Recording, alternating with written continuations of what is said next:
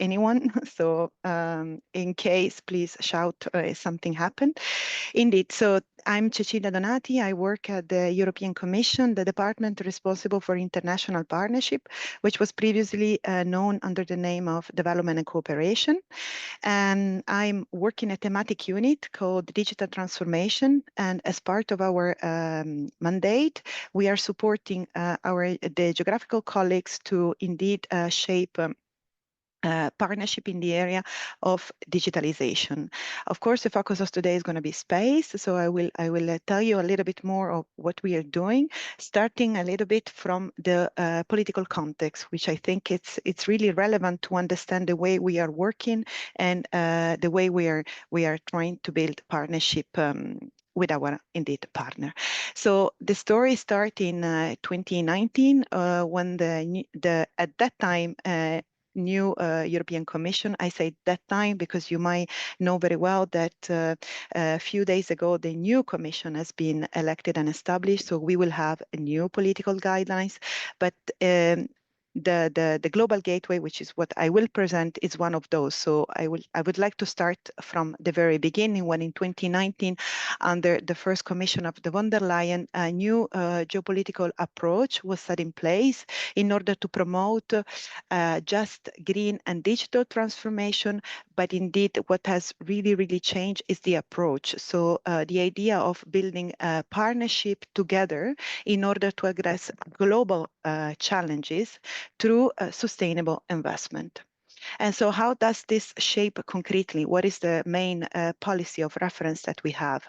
It is the Global Gateway. So you might have heard probably in the last year, the Global Gateway is the EU sustainable offer to partner country to indeed accelerate their fair green transition and to meet infrastructure need. So it's really about investing in infrastructure and offering a powerful transformative package that indeed combine infrastructure, investment in hard infrastructure, but as well what we call a 360 approach, so an enabling environment, a regulatory framework, a technology transfer, and know-how.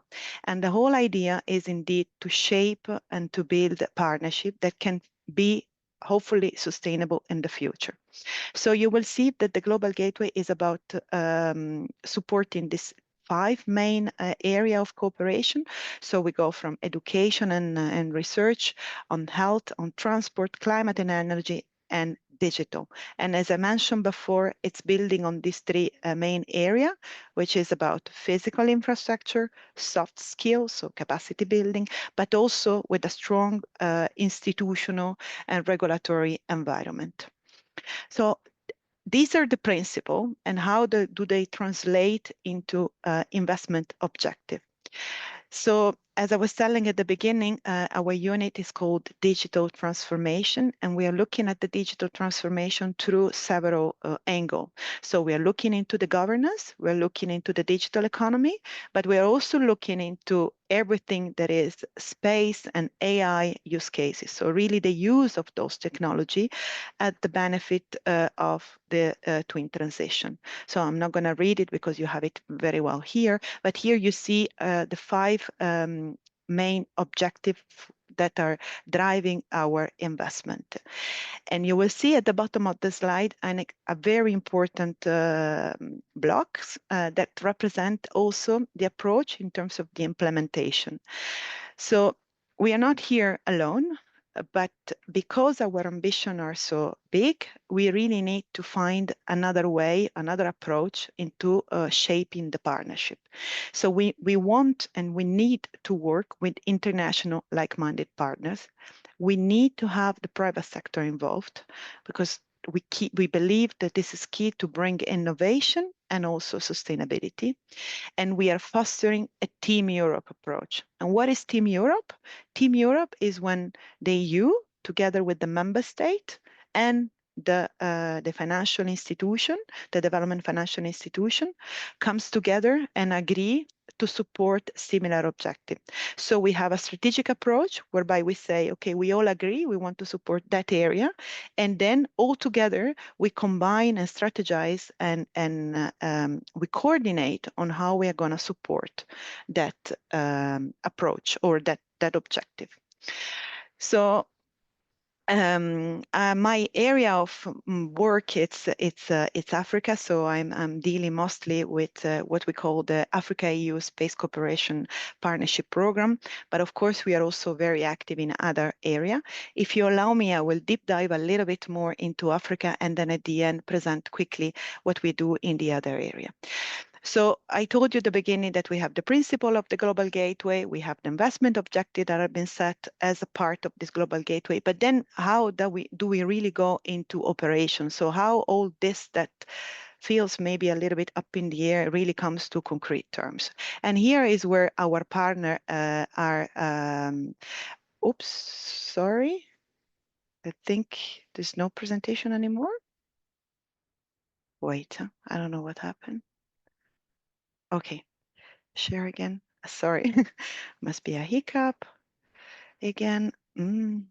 Okay, we are back again. So here is where our partnership, our partner and our co-creation is essential, because another important point of Global Gateway is we need to find a way to co-create with our partners in order to find sustainable project and in order to indeed increase the impact of our program.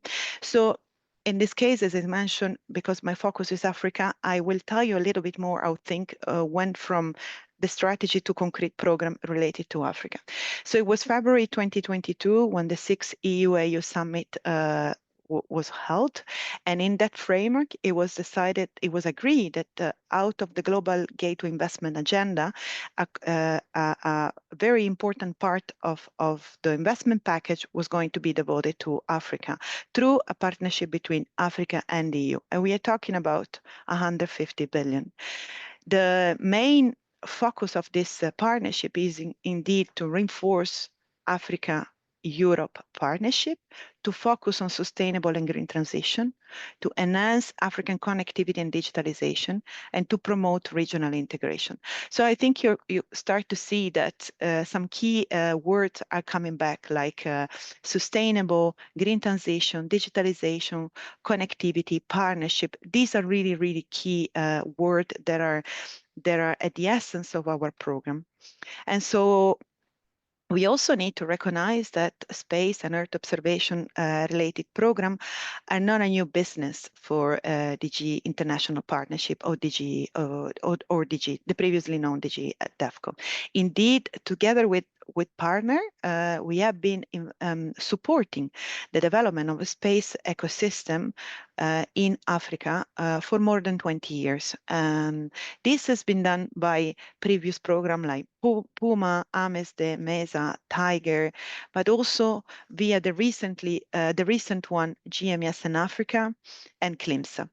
So for the little history, I think you know, but I always like to repeat it. GMES stands for Global Monitoring for Environment and Security, and is also known as the previous name of the Copernicus program.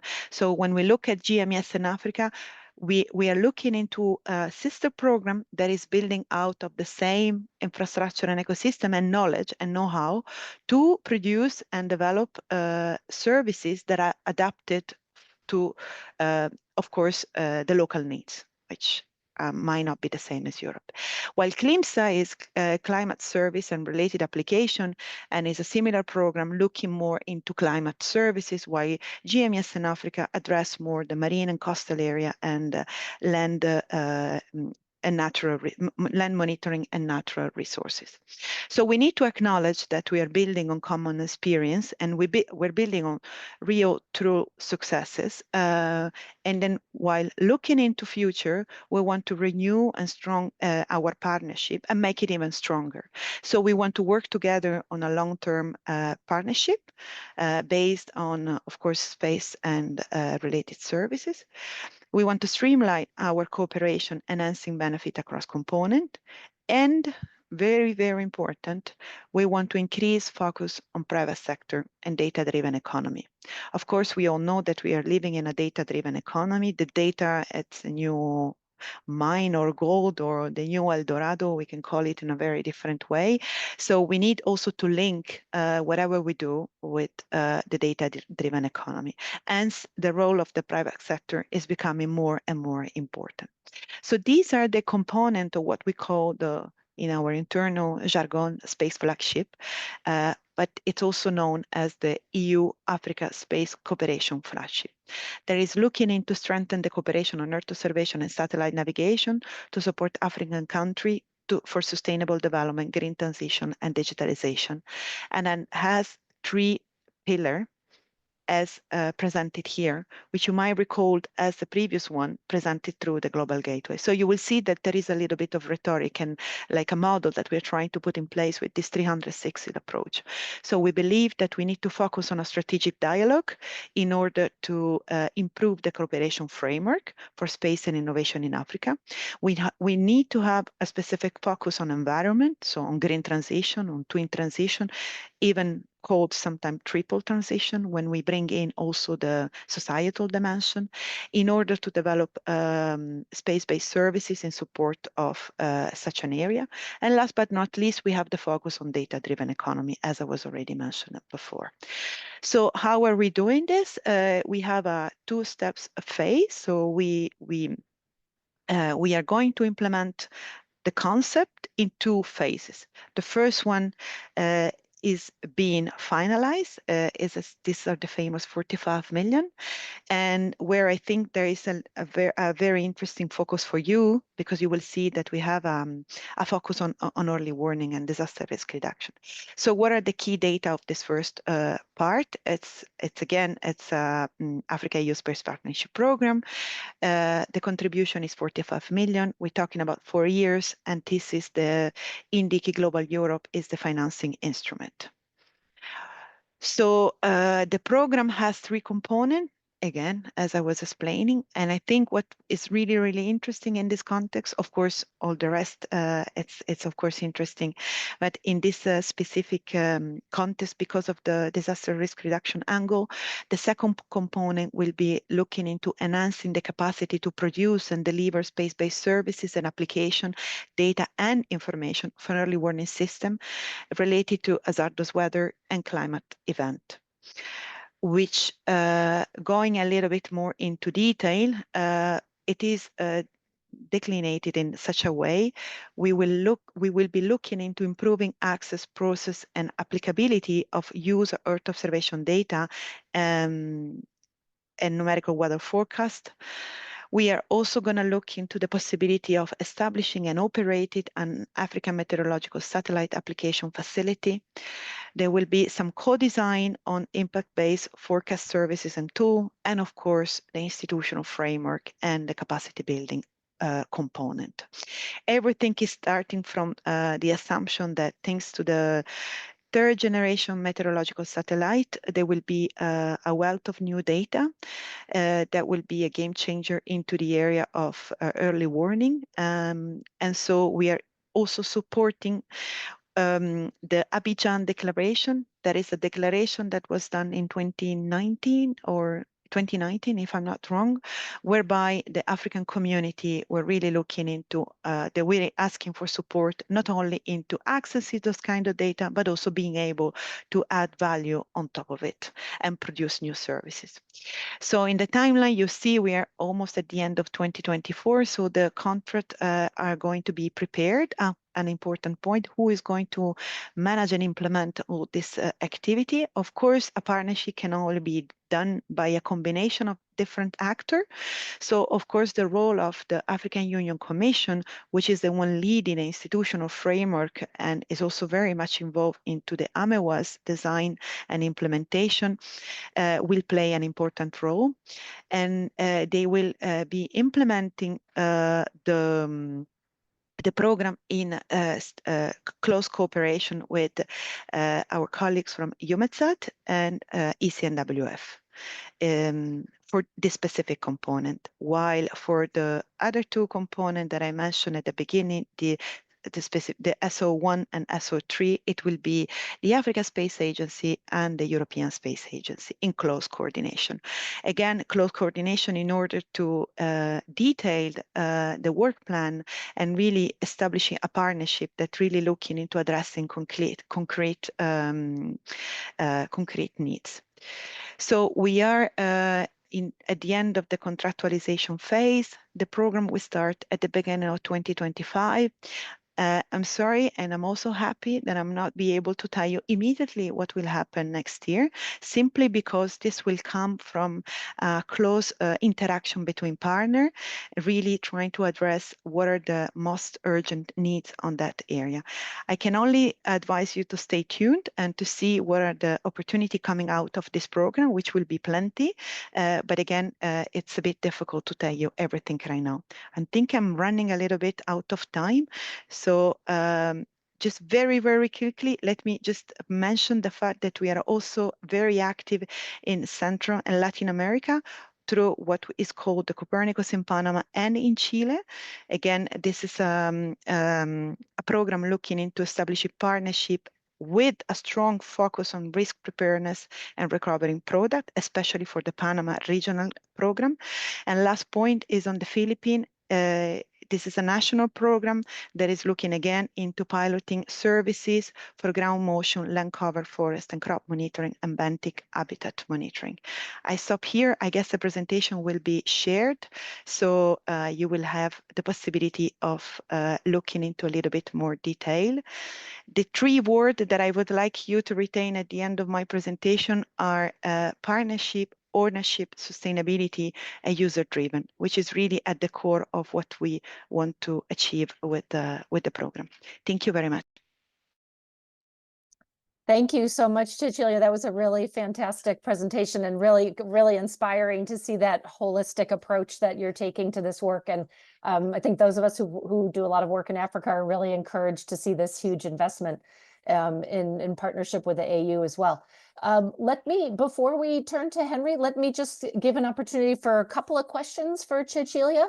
And hopefully we can just do a couple of quick questions now, and then maybe we can come back after Henry speaks for more. But I wanted to, anyone have a quick question or comment that they'd like to share at this stage?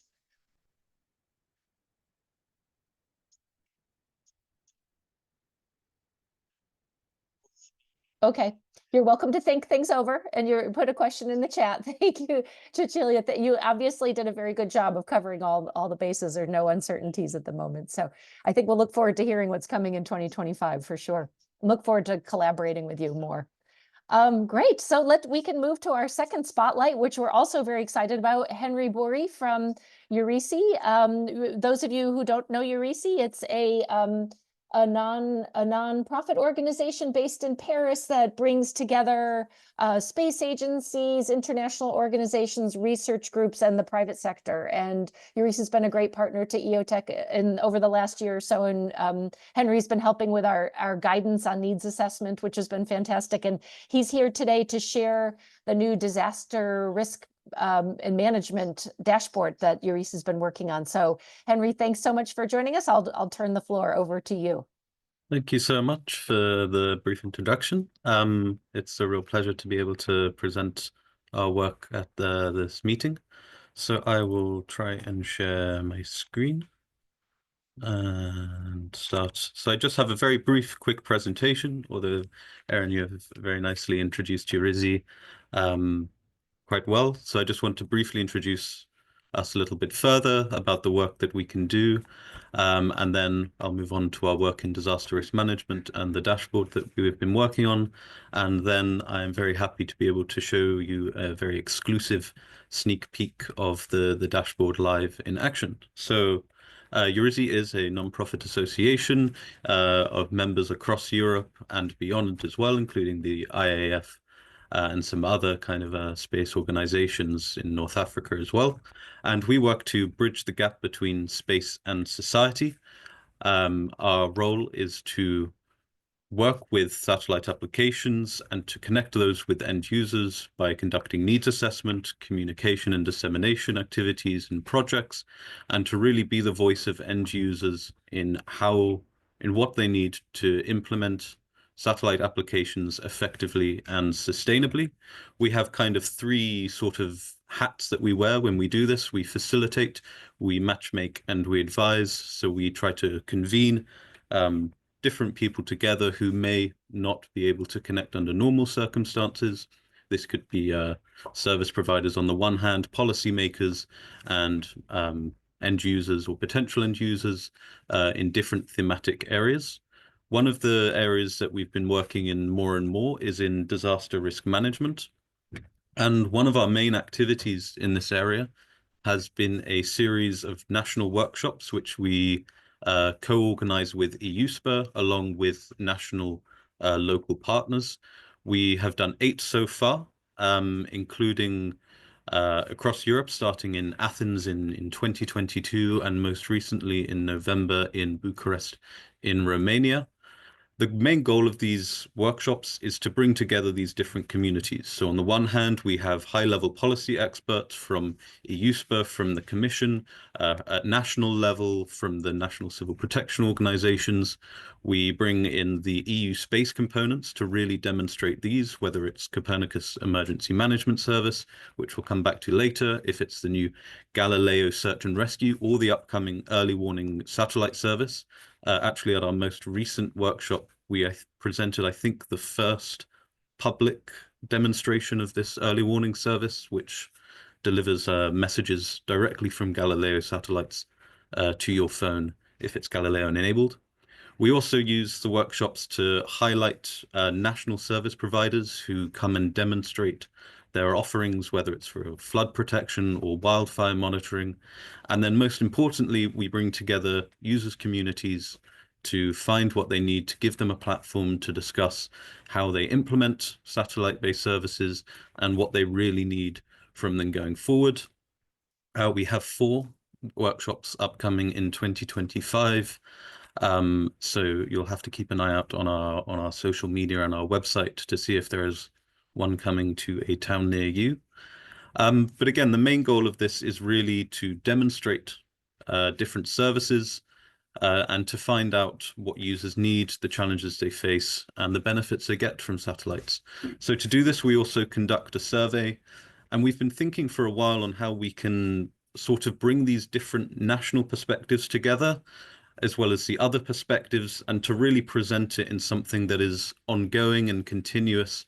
We have this ambition that we want to do all 27 EU member states, to have a workshop in each of those. And so we were trying to think, how do we present that? Is it going to be one big report or a series of reports? And an idea that we came up with, and we've since been working on, is to actually contain it online in a kind of interactive dashboard that we can continuously update as we get more survey responses, as we have more services presented, as more capabilities come around, and we have more data to share. And so this is what we've been building. So it is built online using R and R Shiny. I won't go into the technical details so much, but it kind of has these sort of 4 or 5 main components to them, which is an overall introduction to disaster risk management and how space can contribute. We have a little feature on the Copernicus Emergency Management Service. We then showcase these kind of interactive graphs, which I'll show you very shortly, on our survey data from end users. We've also been building a service catalog, which I'm very much looking forward to showing you, with some real services. This is for users as a very much an entry point to discover what is available in their area. And then, of course, we have some information about the upcoming workshops. So without further ado, it is live, so you are free to go to this link, which I think will be shared in the presentation after, and you can play around with this. As we're still finishing it up, we of course really appreciate any and all feedback that you have. And then hopefully in early 2025, there will be a nice big launch event, which you'll all be invited to. So this first kind of home section is very much an introduction to disaster risk management. We focus on Europe because this is mostly where we work, and this is the focus area of the workshops. And so we begin with a kind of idea of the different kind of natural disasters that impact Europe. And as with all the visualizations on the dashboard, they're all actually interactive. So if you hover your mouth, you can get a bit more information on what are the most common ones. So in Europe, it's very much floods year on year, but we also have some serious problems with storms, with extreme temperatures, and with others. So, for example, wildfires, and kind of every year or so there's a drought or an earthquake, which is quite impacting. We also try and put this data into context. It's important to note that just because a disaster happens, that doesn't link to its severity. One earthquake can be massively impactful. And there's also kind of issues with the data that it's important to highlight. But the idea is just to showcase what are the main kind of risk areas that Europe faces. And then we also provide quite a brief introduction to disaster risk management and what space can contribute. The introduction to CEMS showcases the activations that happen. So Copernicus Emergency Management Service, if you'd like to find out more, it has kind of 3 levels or components to it, one of which is the on-demand mapping, which is where national authorities can activate the service and receive on-demand maps. So on this page, we kind of showcase the increasing value that Copernicus Emergency Management is bringing to different countries and to different disaster scenarios. So as you can see in Europe, it's very much concentrated the number of activations in countries like Spain, in Italy, and in Greece. But it is, as through the EU civil protection mechanism and EU missions in external states can also activate the service. So if you want to explore around the world, you'll see that actually there are quite a few activations in Africa, and particularly in Mozambique and Madagascar, and this table will kind of update automatically. You can also choose your year range. So if you want to just see from 2023 until now, you will see when it updates that actually it's become a lot more utilized, especially in the past 3 years. So more than half of Spain's activations have come in just the past 3 years, which is quite shocking. And you can see also we plot over time here that the rapid mapping is become increasingly valuable to national authorities as they recognize the value that space can play in providing these rapid mapping, in particular for wildfires. And again, you can explore this and you can draw your own conclusions from the data and explore as you wish. So as I said, we do this kind of users survey to explore how do users use satellite applications? What do they need from satellite applications? What are the challenges they face when they try and implement them? And what are the benefits that they bring? So on this page, you can see the aggregated overall. And we find that, yes, most people that come to our workshops and that engage with us do use satellite applications. And here we kind of make these sort of mini narratives in some of the graphs, so you can scroll through and you can see that not only most people who use or have used satellite applications do continue to use it, something like 86%, but then we also see that of those that don't, there are a really wide variety of barriers that they face. Most of them need some form of support, whether it's financial support or expertise. And there's also some kind of needs of support that we're not quite capturing yet. Unsurprisingly, Earth observation is the most commonly implemented one, especially in disaster risk management. And we see actually when we look at what phase they need the data in for disaster risk management cycle, it is mostly in mitigation and preparedness. But then when you go into response, for example, we find that actually it's communications that become increasingly important. So this, I think, highlights the role that things like IRIS² can play as we go forward, as well as GovSatcom. But ultimately, what is important is that you understand at a deep level the different needs that users have at different phases. And so we ask them to express these. Unsurprisingly, they find that they would like very high resolution satellite imagery, which is something we see very, very frequently when we do these kinds of needs assessment. What I actually find more interesting than the specific needs is the kind of way that users tend to express these, we find. It's either in quite a specific technical need that they know that they need, or they'll express it in terms of a service need if they have an idea of these sort of, if it's for monitoring or for burnt risk assessment, or at a simpler level, at a more introductory level, they tend to just say, I need it for the wildfire protection or flood protection. And it's more how they communicate it rather than perhaps what they communicate, which I think we'll come back to a bit later. We ask them what challenges that they face, and we find that the most effective way to solve these challenges is by training their staff in-house. It's by building the expertise within the user's organization, and this is quite effective for pretty much every challenge that they face, but also that there are a range of possible solutions for the challenges that users face. And because we like to end on a nice note, we ask them what benefits they gain. And we actually find that most users don't conduct a very quantitative assessment of the benefits that they gain, whether it's time or money. What they're very concerned with is that they can either improve their services or that they can make better decisions. And this is quite transversal across most of the organizations. And we see it, yeah, very frequently, more than particularly saving money or saving time.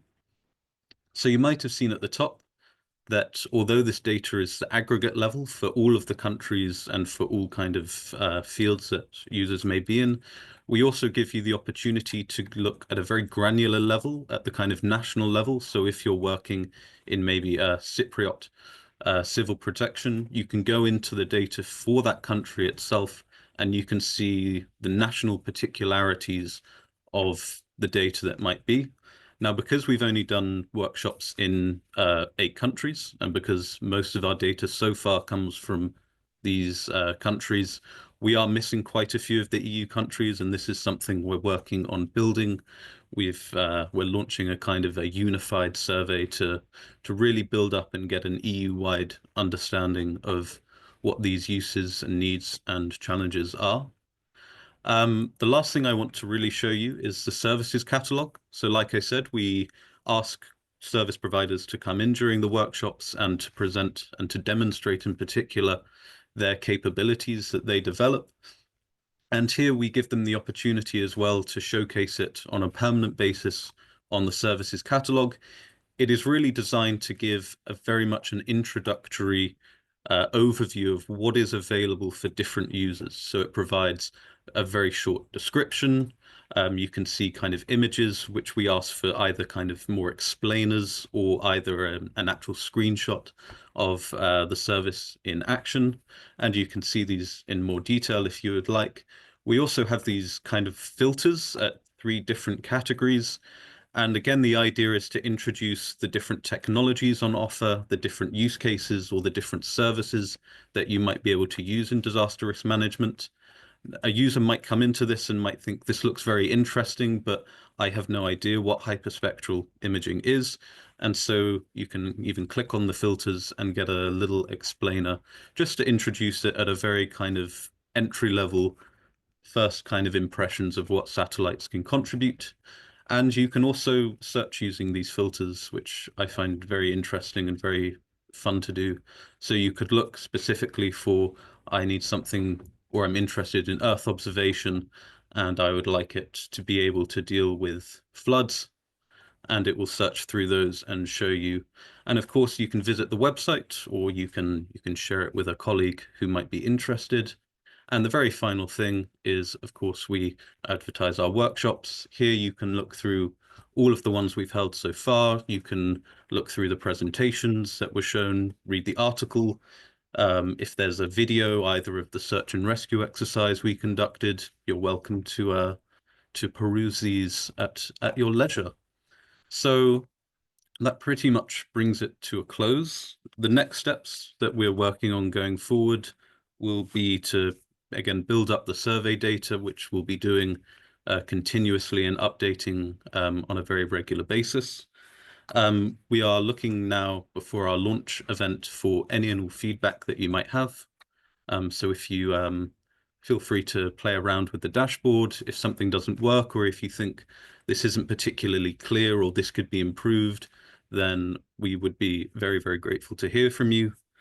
And then, of course, we will be having in early 2025 a nice launch event, which I'm very excited to invite you all for. So I think that brings my presentation to a close. Of course, I'm happy to answer any questions you may have now.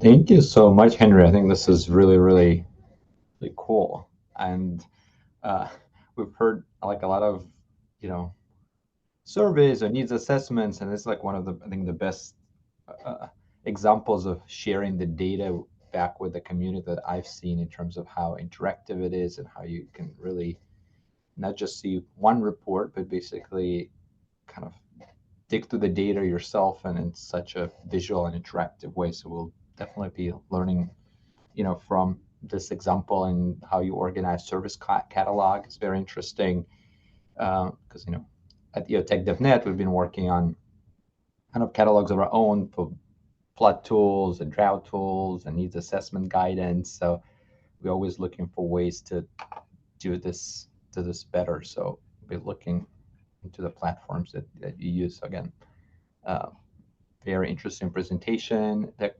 So I invite now participants to share your questions. There is a couple questions maybe in the chat. I see one from a couple from Nancy Searby from NASA. I don't know if Nancy, if you're able to come off mute and ask them. If not, I can voice them, or Henry and Cecilia could read through them. Yes. So there I can see one that asks for the filters, did we use a standard ontology or an OGC standard?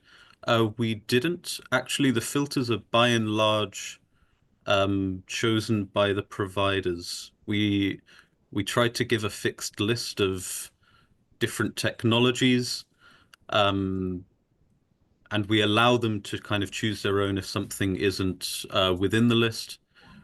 What we wanted to do is keep things as simple as possible for a non-technical audience, whilst allowing service providers to describe their service as accurately as they could. For the actual explanations themselves, we're still working on how we can write those in a way that is, one, accurate, but two, not too complicated. So it's the idea to be a layman's term. And I don't think we're trying to cover everything, but just to be as simple as possible and as accurate possible is, I think, the aim. Yeah, thank you, Henry. I just would add to that, to the extent we can standardize those languages as makes sense across the cultural context. Absolutely. Many countries you're serving in our different regions in the world, it's helpful, right? That's why we're interested, and we have our own flood tracker and tools. So exchanging even what the words we use, we can try to be a little consistent. I think it helps users as well to be consistent. And since you've been listening to the users, it'd be interesting to hear what they like to hear and what terms they like to use. Thanks. I think that's a very good point. Thank you. Yeah. And do you want me to voice my question to Cecilia? The question was really around private sector engagement.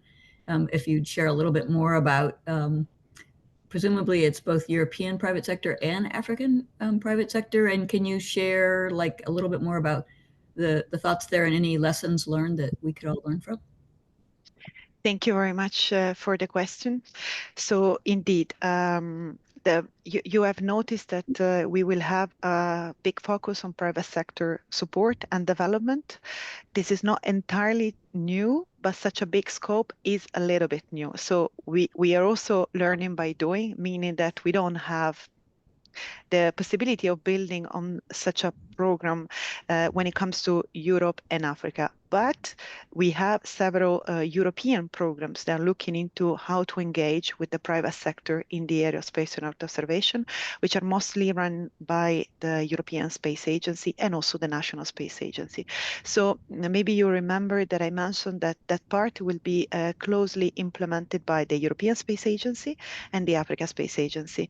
Hence, we are building on success and program that the European Space Agency has done in Europe in the last year. Those are programs like the Business Incubator Center, if maybe it rings you any bell, or also the PhilLab that is looking more into bringing innovation into the topic.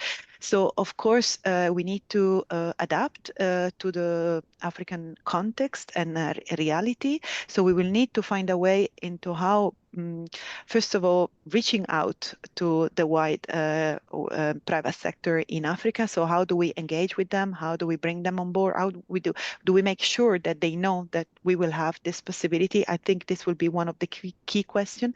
And I do hope that the engagement of the Africa Space Agency together with the National Space Agency will be key in order to help disseminating the information. But then we're also looking into other sort of support like matchmaking event, indeed to try and bring partnership between Europe and Africa, also in terms of private sector, but also, as I said, incubator center and more also support in terms of business development and really how to run a business and how to make such a business.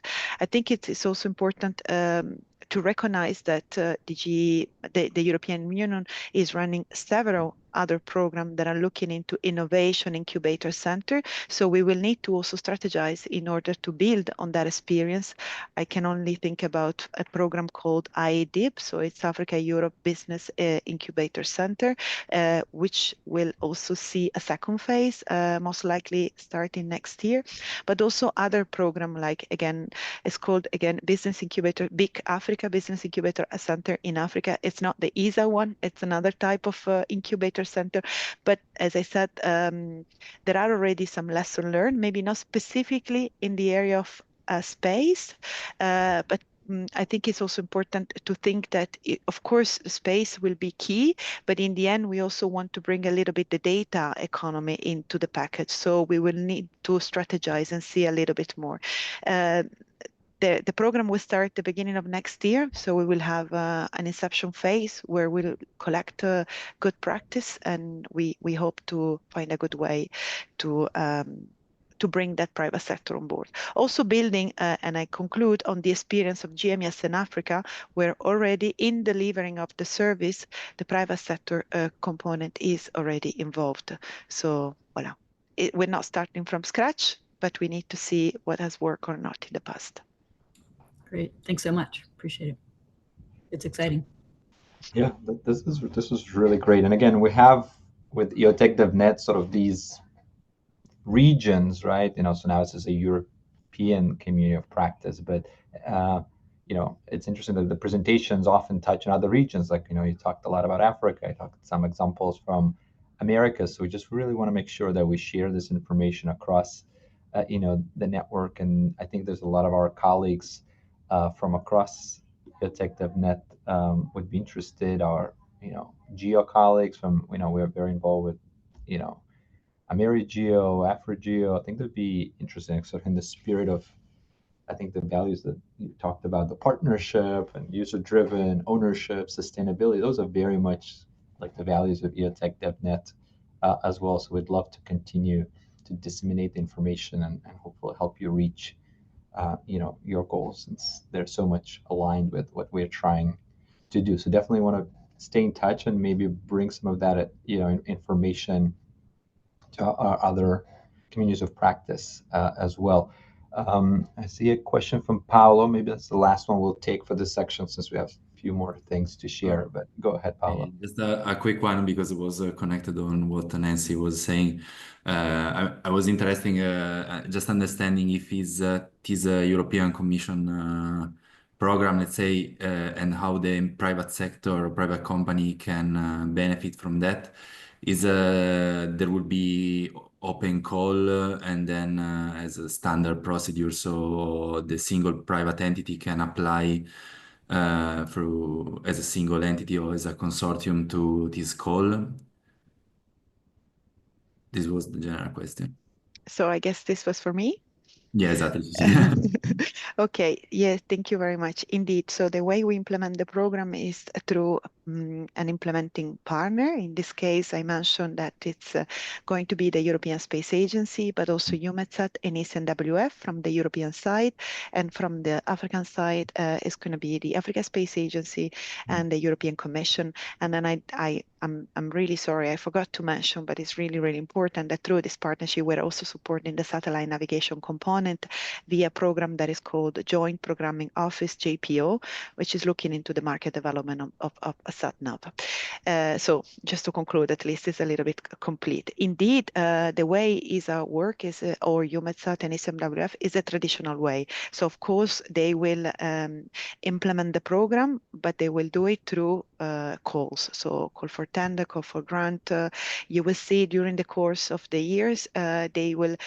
Someone wrote in the chat, "Is there a website?" Unfortunately, we don't have a website, but I invite you to look closely to the one of the entrusted entities or the implementing partner, meaning ESA, ECMWF, and EUMETSAT, as they will share information on the implementation and the way forward. Of course, each of the partner has a different way of working, and also they're looking into different things. So, for instance, when it comes to EUMETSAT, it will be working very closely with the Regional Climate Center, the WMO mandated agency. For ESA